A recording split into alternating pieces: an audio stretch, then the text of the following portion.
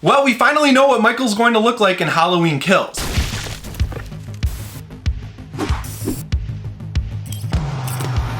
I'm just gonna jump right in and talk about the mask because that's the one thing people have really been looking forward to, because at the end of Halloween 2018, with Michael being engulfed in flames, the mask would have to be a little different unless he went and found a brand new one. It's kind of unrealistic, but they're just going for one side of it being charred and having a little bit of hair missing, and honestly, I'm totally okay with that being how it is, because if it was just like melted into his face or completely bald, as it probably would be in real life by that point, it just wouldn't look right. You gotta keep the actual look of the mask, but show that it was charred in some way, and that's exactly what they did, so I'm not disappointed at all. It is kind of funny though that my friend Remzap, who did a concept mask, I think like over a year ago at this point, absolutely nailed what it's going to look like. Seriously, if you haven't seen it, he did a spot on job. I'm actually surprised at how many questions I walked away from this trailer with, because before I saw it, I kind of felt like I knew everything that was going to happen in this movie. But the one thing that really stood out to me is that Michael Myers' mask is off for a big chunk of the trailer. He walks into the street and picks it up, so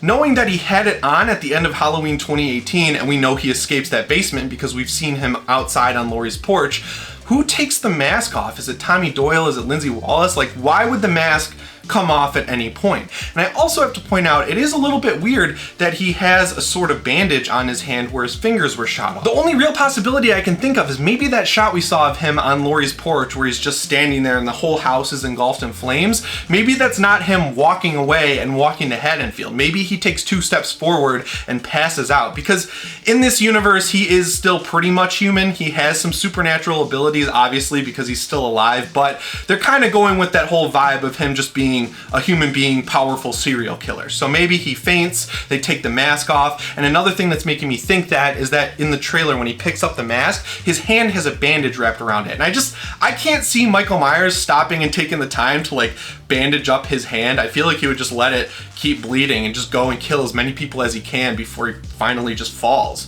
But I don't know, it's a very interesting thought that in the second movie we're going to see him again with his mask off. And I know a lot of people were complaining about how much he was unmasked in Halloween 2018, so it's kind of odd to see them double down on that and show us in the trailer that yeah, his mask is going to be off at some point in this movie. And I guess I'm just really curious how long it's going to be off, and I hope it's not long because I want to see him in that awesome mask, you know? The standout moment of the trailer for me is this kill we got to see. It actually made me like scream yes at my phone because it's so awesome. It looks like Michael's swinging a hammer up at someone's face, I'm assuming backwards because of how much beautiful, practical blood flies out. Blumhouse movies have a tendency to have a lot of CGI blood that looks absolutely horrible, so I'm glad that David Gordon Green and the effects people put their foot down and said, no, there's gonna be a ton of practical blood in this movie and it's gonna look awesome, because there's a shot in Halloween 2018, it's actually in Happy Halloween, we included it, where Michael gets shot in the back by Laurie and just so much blood shoots out of the front of his shoulder, and it looks awesome. So I'm glad that they're doubling down on that once again and giving us a glorious kill.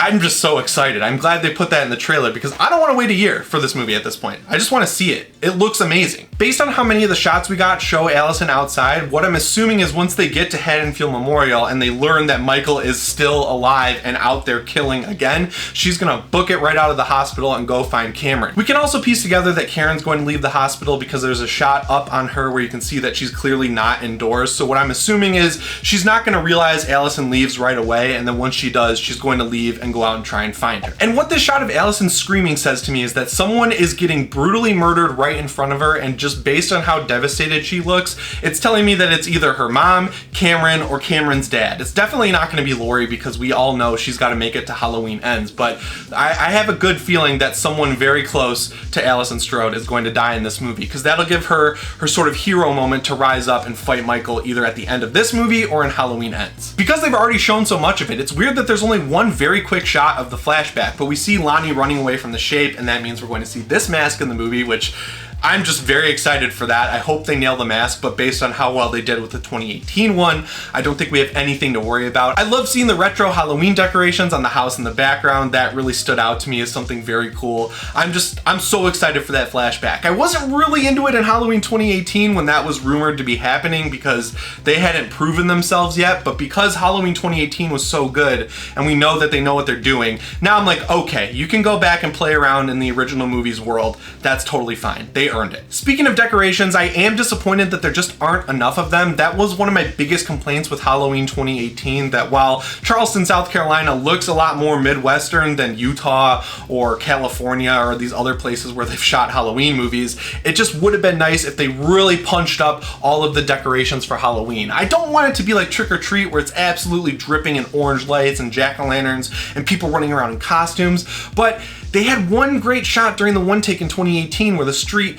was feeling like Halloween, and then the rest of the movie just didn't have that. I just would really like to see more decorations. I mean, they still have a chance to do it in Ends, but I feel like they're just sticking with that visual style of a few decorations on some of the houses, which, I mean, it can't be perfect, you know? I can't get everything I want. That's just my one disappointment. But on the other hand, I'm going to give them major props for starting pretty much every piece of content we've gotten from this movie with a shot of a different jack-o'-lantern. That's just a cool way to set the mood, and it really just gets you in that Halloween spirit. It makes me really sad that October went by really fast this year and we only have a few days left. That's just a major bummer. But we got an awesome shot of the jack-o'-lantern in this trailer, which I'm really happy about. We've known for a long time now that there's going to be a mob in this movie based on the working title of Halloween Kills being Mob Rules, and it looks like we got a shot of that mob in the trailer, but I will say, I looked at it pretty closely and the people look excited. They don't look like they just found out Michael Myers escaped and he's killed a lot of people already, but maybe Tommy and Nurse Marion and Lindsay are hyping these people up to go hunt him down because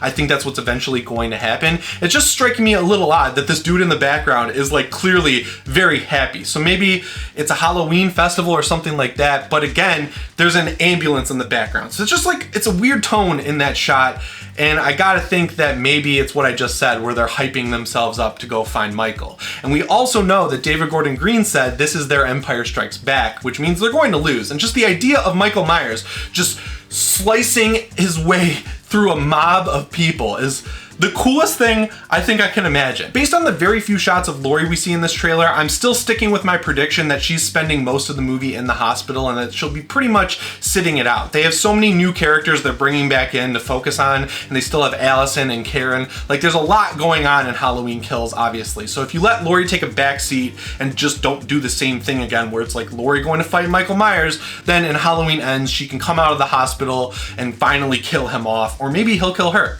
We don't know. That movie's coming out in 2022, and I want to see it. The other shot that's leaving me kind of confused is the one that shows an old man walking down a hallway and then Michael Myers bursts his hand through a window and grabs him, because it doesn't really look like Haddonfield Memorial Hospital to me. I guess it could be because we've only seen the outside of the building they use, but we do also see Diva Tyler in this shot, which is kind of interesting because we already know she's going to die in the movie. Someone posted a ton of pictures of her dead body prosthetic, so I'm wondering what this building could be. I'm glad that there's a mystery here to be solved still, because so much of this movie has leaked already. I'm also still sticking with my theory about Tommy Doyle, and that's that he's going to be a very major character in this movie and a big surprise. We see him loading a gun, we see him with a bat, he's got a very confident look on his face. It seems like he's been waiting for this to happen just like Laurie, but unlike her being terrified and an alcoholic and just all messed up, he's been just waiting for Michael Myers to get out so he can go bust his head in with a bat, and that's awesome. I'm really happy about that. On the other hand, I'm also sticking with my theory that Lindsay Wallace is going to die very early in this movie, because we literally get one frame of Kyle Richards in this whole trailer and we haven't seen